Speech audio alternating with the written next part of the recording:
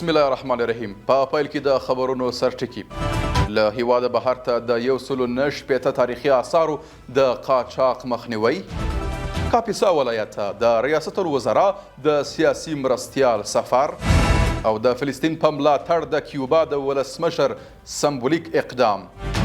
درنو لیدونکو سلام، د نن ورځ خبرونو ته ښه راغلاست. نن سه شنبه د 1403 کال د تلیا میزان 24مه نیټه ده. زه محمد صادق فروتن یم. د هم بشپړ خبرونه د کندهار ولایت مقام مطبوعاتي دفتر وای د دغه ولایت د سپین بولدک کمیساري د 109 تاریخي آثارو د قاچاق مخه نیولې ده. د دغه دفتر د معلوماتو له مخې په دغو آثارو کې 150 تاریخي کتابونه او 14 اوسپنې آثار شامل دي چې له ثبت وروسته به په موزیم کې نندارې ته وړاندې سي. د ریاست الوزرا سیاسي مرستیال کاپیسا ته سفر وکړ. مولوي عبدالکبیر کاپیسا ته د خپل سفر په مهال په یوه ولسي غونډه کې ګډون وکړ.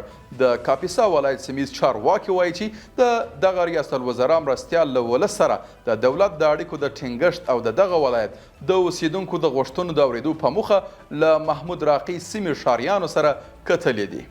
په یو بل خبر کې د نوي لوبډلو ترمنځ د والیبال سیالي چې څه موده وړاندې د غزني ولایت د بدني روزنې ریاست په امانګۍ د والیبال فدراسیون د استازي نهاد آفتاب لخوا پیل سوي وه.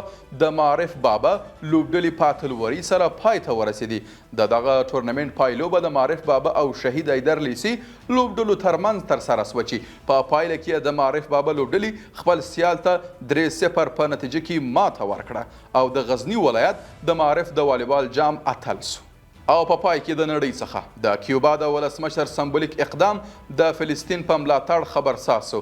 خبري رسنیو ویلي چې د کیوبا ولسمشر د صهیونیستي رژیم پر ضد د کیوبا د قارجنو مظاهرچیانو په لیکو کې په ګډون سره په سمبولیکه توګه د فلسطین له ملت او په غزي کې له مقاومت څخه ملاتړ وکړ. قدرمنو لیدونکو له ملتیا مننه. تاسو کولی شئ د عروج بیلابېلې خپرونې د دې ادارې د سوشل میډیا له طریقه وګورئ.